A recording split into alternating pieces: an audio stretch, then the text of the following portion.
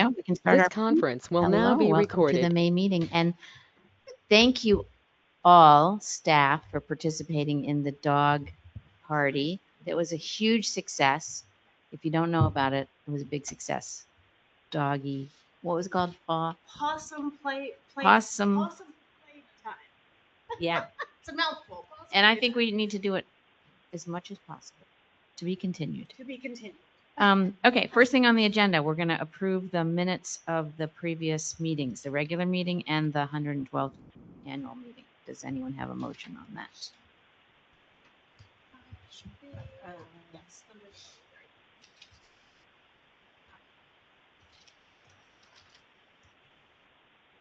I move to approve the minutes of the monthly meeting held on April 13th, 2026 as drafted.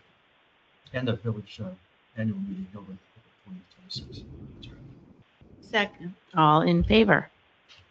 Aye. And we have two people online, maybe David and Lou? Yes, yeah, I'm on. Okay, I hear Oh, David. probably Mr. Winstead, yeah. Yeah. Lou has a cold. I hope he gets well soon. Yes, hi. The next thing on the agenda is the treasurer's report. I have nothing to add to the written report. Okay, great. So the next item is we have some contract authorizations. So I'm actually going to go ahead and start on the refuse and recycling just because we've got some bouncing balls here, and I'll help to just kind of get us all straight rather than having Jackie do this for you. Just want to applaud Jackie for getting this contract together because historically the village has bid out a single contract for refuse and recycling collection together with what is commonly referred to as the roll-off dumpster that is situated in the Public Works yard here at the Village Hall property. We utilize that dumpster both for the trash disposal, for the trash that is accumulated here in the Village Hall, as well as the special pickups that our Public Works team collects from village households. Due to some complications with the roll-off contract, we decided to split those contracts up. And so Jackie did great work in separating out the IFB so that we could bid those two contracts separately. So what we're bringing to you this evening is solely the refuse and recycling collection. We will come back to you in June with a recommendation for the award for the roll-off contract. But just to explain the thinking behind why that has been split up. I have just a quick question. Sure. For those special pickups, they just automatically go to landfill or Correct. So that you don't try to sort things out. No. We have gotten requests over the years to do that because, frankly, there are many items that we pick up that are still in relatively good condition. But if a resident is eager to get, something off of their property because they're selling or, they just don't want to hang on to it, many times it can just go out to the curb or go outside for a special pickup because that's just the easiest way to get rid of it since we do that program weekly. We should tell people that Green Drop picks up on Wednesdays as well, and they will take it to charity. Thank you. That's helpful. We can certainly increase our noticing of that. It's also why we have our spring event to collect items and so forth. But we have found that in trying to go through those items, number one, if we do it at the curbside or at the property, it slows down the overall collection to do that. Secondly, the items have sat out. Sometimes they've been rained on or otherwise damaged. And then once they come back here to the Village Hall to go into the dumpster, again, it would be a slowing of the overall process to try to sort through the items before they go into the dumpster. So we have just found that the most efficient process is simply just to deposit everything into the dumpster without really going through and making any judgment calls about items that might have been, for instance, eligible for recycling or maybe eligible for a donation organization, things of that nature. But glad to hear that we maybe have another option that we can help to elevate with residents that might just be as easy as calling in for a special pickup. Yeah. So we'll try to elevate that. So for the refuse and recycling recommendation, you will see that staff is actually not recommending the lowest bidder. And I wanted to just provide a little bit of background and explanation for why that is. So for the invitation for bids that Jack Willen posted, we received a total of 3 bids. Of the of the 2 bids, one is our current contractor, but who has only been our current contractor for a limited time frame because they actually bought our contract from the prior contractor, who is actually who we're recommending that we go with. The other bidder on the contract, as I said, is who we're recommending that we go with, which is GCI Residential. That company, GCI or Good Companies, has been the village's refuse and recycling collection contractor now for decades, but under various different names. So you may have heard of Unity, you may have just heard of Good Disposal and Recycling. This company has had various different names and iterations over the years. They're now called GCI Residential. So when we received the bids from Waste Management, the current contractor, and from GCI Residential, because our current contract had been sold by the prior Good Company to Waste Management, we were confused as to why they were now bidding on our contract. I spoke with the owner last week, who confirmed that they were looking to do some contract reorganization internally. Unfortunately, through an administrative error, our residential collection contract was swept into a contract sale over to Waste Management that was supposed to solely be for commercial contracts. So they actually had not intended for our contract to get wrapped up in that. One of the things that some of the longer serving board members may have heard me say over the years, while we have always been very happy with the front facing or the public facing side of this refuse and recycling contract, we have dealt for years with concerns on the administrative side, on the contract management in office side of things. And I think this is indicative of that. They do very good work when it comes to the public facing side. Unfortunately, we can have some challenges and difficulties on the administrative side that we deal with, but that's okay. Our ultimate goal is we want to continue to provide a service that is positive and is well received by the village public. And so in speaking with the owner of GCI Residential, he confirmed that it had always been their intention to maintain our residential contract. And they would certainly, through their submission of a bid, would like to be able to continue to do that. You may also notice on the spreadsheet that Jackie put together that was in your briefing packet that has a comparison of the submitted bids. I asked Jackie to include what we are currently paying for refuse and recycling. One of the things that you will see there that frankly we've never seen when we've put out an IFB for any contract is that 2 of the bids actually came in lower than what we are paying today. So I'm sorry, all 3 of the bids came in lower than what we are paying today for recycling collection. So today we are paying $15,900 a month for recycling collection. All 3 bids came in lower than that, including GCI Residential, which came in at $9,900.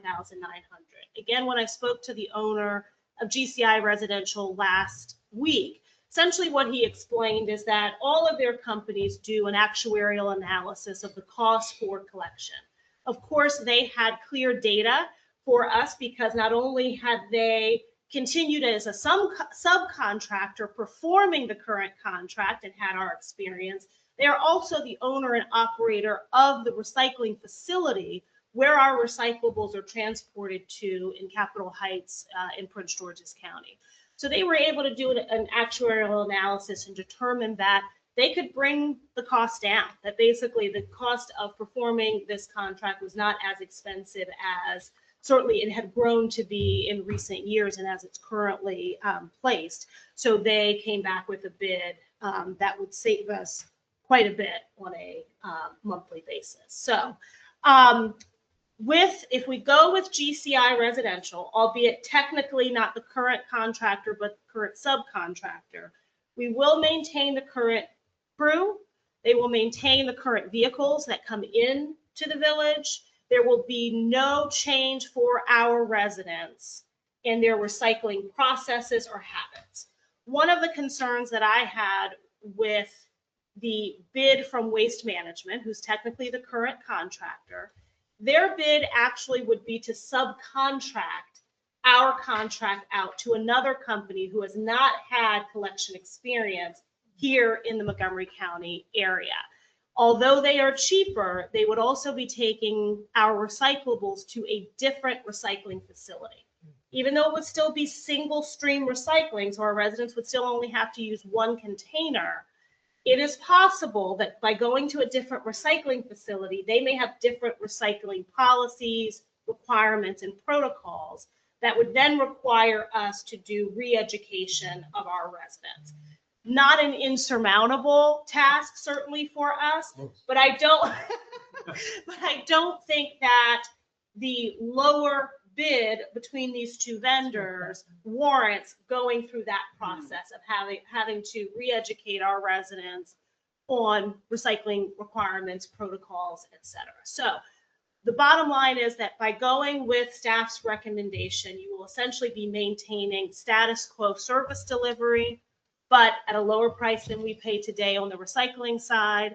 If we go with Waste Management, which is the lower bidder, not staff's recommendation, yes, it would be less cost, but there would potentially be changes on the service delivery side, both from there being different personnel as well as our recycling going to a different facility. Yeah, no, thank you for figuring all that out. I think we're happy with the people we have. Yeah. So, And maintain the status quo. yeah. So Shana, is the savings of 6,000 because they own the site? They I mean, I performed. find that amazing they could drop it. Well, it's not just because they own the facility, it's that they did an analysis of the cost of our recyclables. So one of the things that the owner told me is that there is very good compliance here in the village. He said that we're one of the best communities they collect from a standpoint of accurate and clean recyclables. That makes their jobs easier because they're not dealing with contaminants. They're not having to dispose of recycling loads because they've been contaminated. So he said that clearly we've been doing good education, that we have very good compliance from village residents. And so he said when they ran the numbers, they simply just determined that this amount that they've bid right sizes the cost for collecting the recycling. Have you passed that along to anybody in the EAA committee? I have not yet. I wanted to wait and allow the board to make your decision before.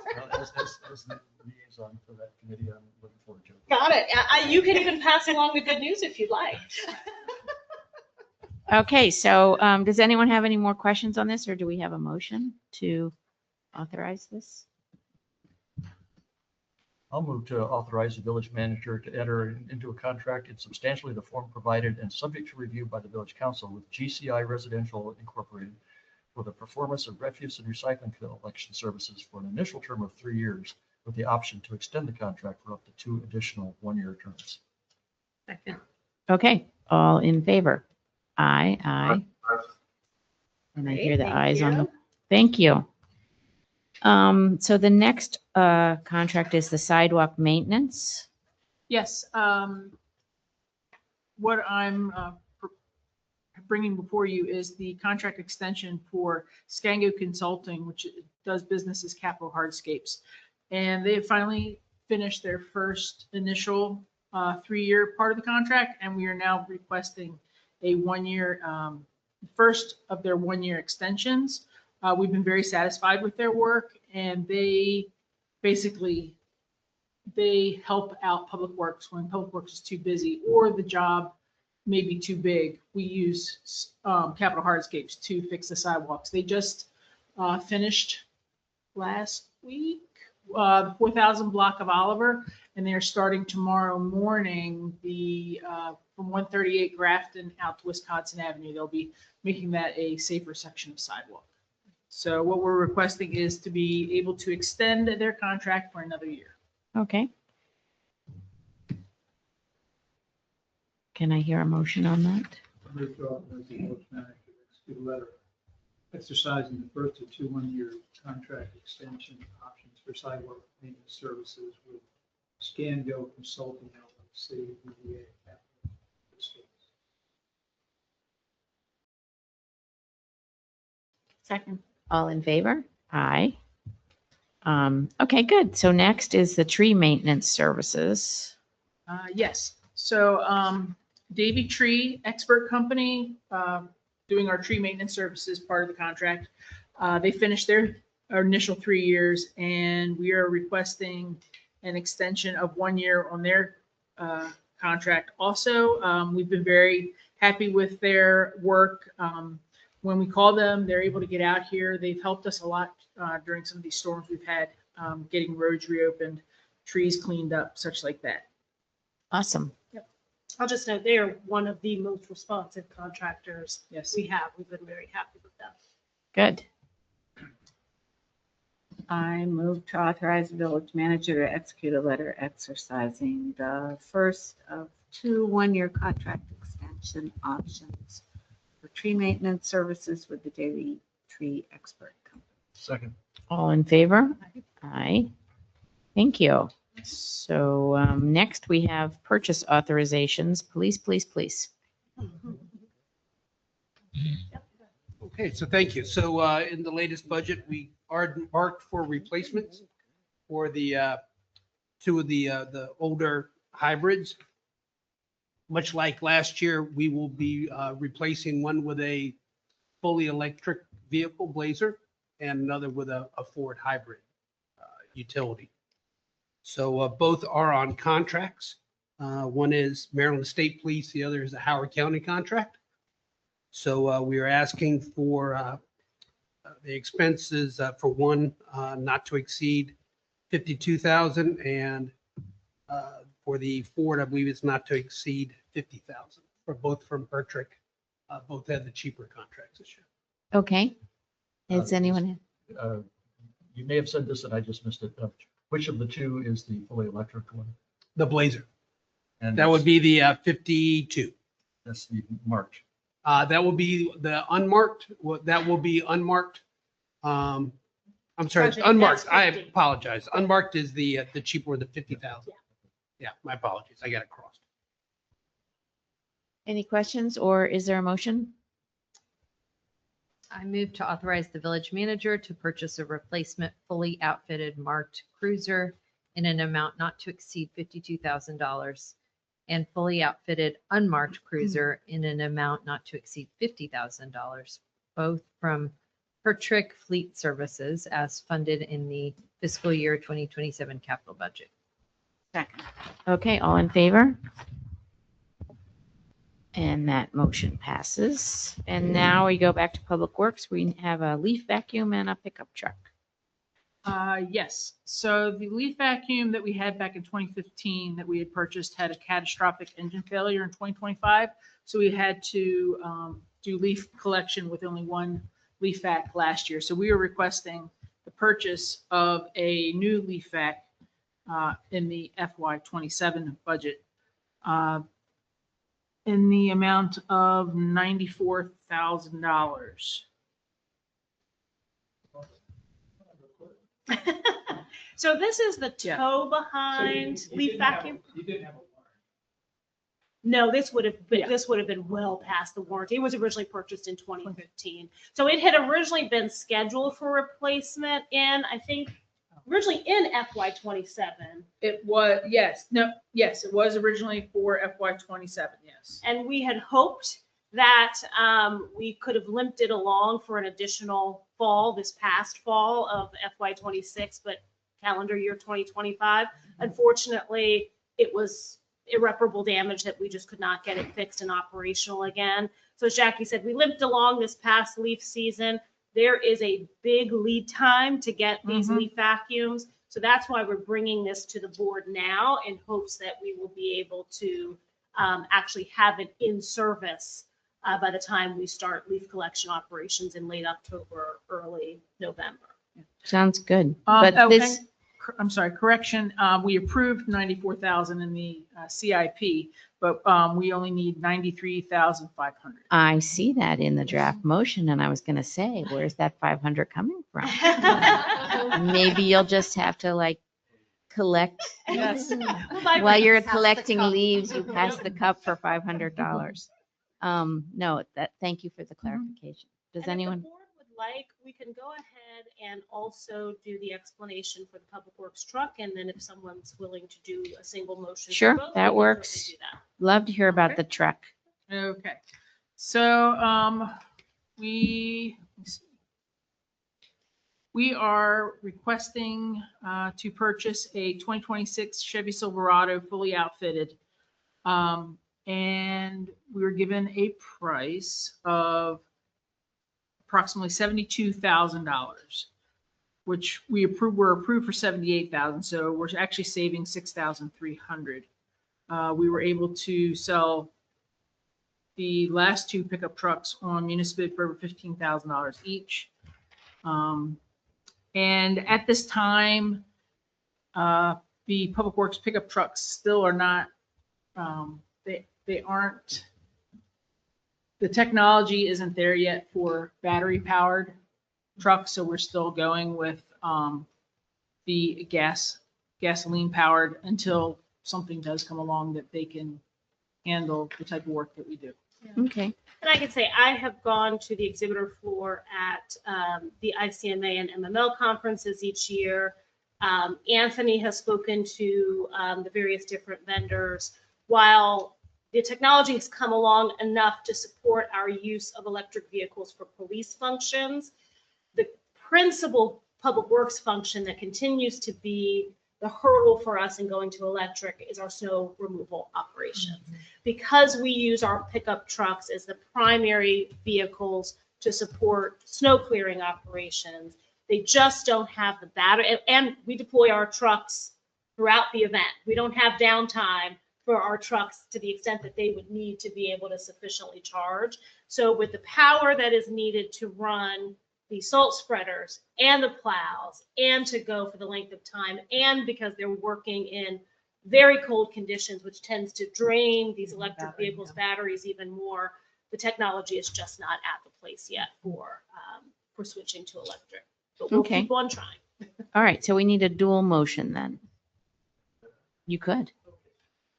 I move to authorize the village manager to purchase a replacement Yamaha leaf vacuum in an amount not to exceed $93,500 for the brush, as well as to purchase a replacement fully outfitted pickup truck in an amount not to exceed $72,000 from Griswold Automotive, both as funded in the FY 2027. All in favor? Okay, got some trucks. Thank you Love very it. much. So now we're on to commission and committee matters. Got some appointments. That can all be done together, I'm Yeah. sure. Sure can. So it's basically two series of appointments here. One would be to add Ms. Leonard as one of the board liaisons to the ad hoc Friendship Heights Sector Plan Committee. As you will hear Thursday night at your special meeting, we are hot and heavy in the process for that plan. And so having some additional board support from Ms. Leonard would be really beneficial to continuing that committee's momentum.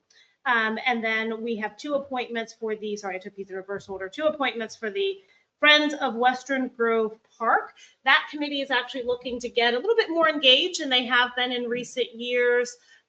Number one, in regard to increased uses of the park, there's also some efforts afoot that could lead to potential expansion of the children's play area in that space, as well as that committee is also paying attention to and monitoring the Friendship Heights Sector Plan to the extent that some of the recommendations in that plan may have impacts on access to and use of Western Grove Park. And so two names have been forwarded from the committee for appointment: Benjamin Pape of Cedar Parkway and John Philbin on Grove Street. Essentially, Mr. Philbin would be filling the place of a former resident in that block directly abutting the park, who served in the role of having eyes and ears on the park. So this will leave us with two official committee members who live adjacent to the park, serving on that committee. Thank you. Nice to have more volunteers. Who wants to make a motion to appoint these nice people? Present company included. I move to appoint Benjamin Pape of Cedar Parkway and John Philbin of Grove Street as members of the Friends of Western Grove Park. I also move to appoint Alyssa Leonard to serve as board liaison to the Ad hoc Friendship Heights Sector Plan Committee. Second. Okay, all in favor? Great. We did it. And now we move to the police report. All right, hello again. I'll be brief. We had one theft of a street sign, Montgomery Street at Oliver Street. Had some teenagers that thought it looked like a good collectible and took it down and fled towards Oliver, or on Oliver towards Wisconsin. That was back on the 1st of April. Guess they thought it was a good April Fool's kind of thing to do. On the 5th, we had a stolen auto on the unit block of Penrose. There were two gray SUVs in the area. They stopped. I'm not quite sure how they figured out that that was the one vehicle that had its key fob inside the vehicle. So they got out, got in the car, started it, did a more like a 4 or 5 point U-turn, and took off down Connecticut. So that's all that we have crime-wise. We still have one opening. That person is in the last stages, in the psychological and the polygraph stages. So we're hoping good thoughts for this, that we'll have that filled pretty soon. Never too early to plug National Night Out on August 4th. I've been working with the Public Safety Committee. We have another meeting on the 20th, I think, that we're going to try to step it up and really start to build this event together.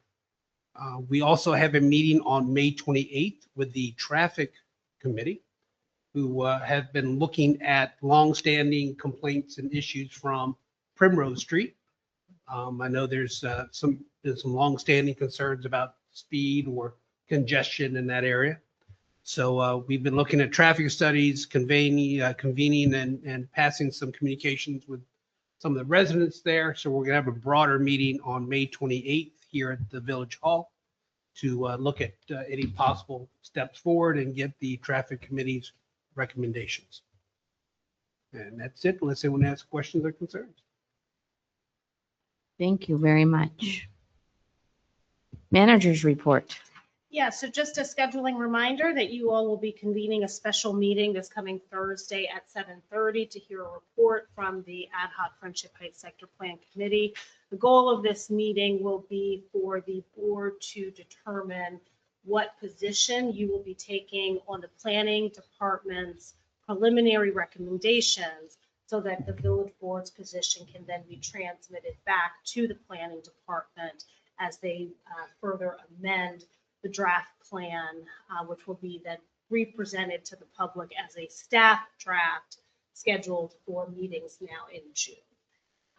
Also wanted to note that Village Council is joining us virtually this evening because she is finalizing preparations for our hearing tomorrow morning before the Maryland Public Service Commission on the streetlight case. As you all know, this has been many years issue that we've been fighting with Pepco to acquire a path forward for our purchase and ownership of the streetlight network. There are two outstanding issues related to those negotiations, and so we've gone back to the Maryland Public Service Commission and asked for them to decide on these two outstanding matters. So Sue Ellen will be representing not only the village, but 5 other municipalities in Montgomery and Prince George's County at the hearing tomorrow.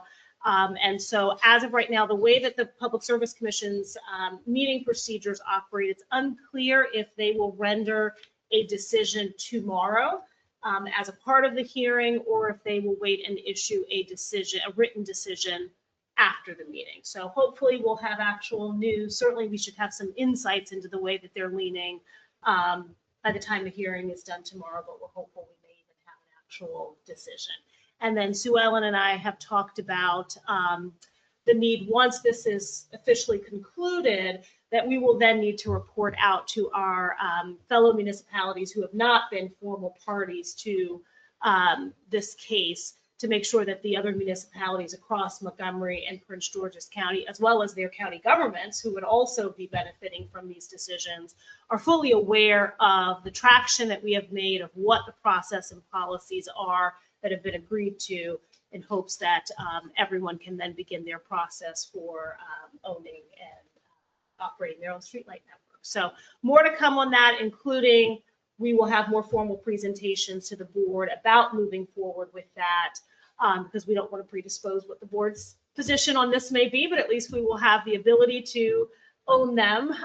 But what the board may decide to do is still subject to further conversations later in the year. So just wanted to give you an update about that. Public Works has completed stump grinding work. The delivery of spring tree plantings arrived tomorrow, and they will immediately begin getting those into the ground. Once that is completed, we'll then of course be on watering of the tree stock. They will get back to some sidewalk repair work, and we also will be making, Public Works will be making repairs to the timber curb that goes along the Brookville Road sidewalk. The state highway trucks during the winter snow event really damaged several sections of the timber curb along Brookville Road. So Public Works will be replacing several sections of that timber curb once they have wrapped up spring tree plantings. So nothing else to add unless there are any questions. No, thank you. And thank you to Sue Ellen is listening in. Yes. Yes, thank you for your work on the streetlights. So, gosh, Gary. To make room for the Thursday meeting, I move to adjourn this. Okay, all in favor? Great, thank you. Thank you. That was quick.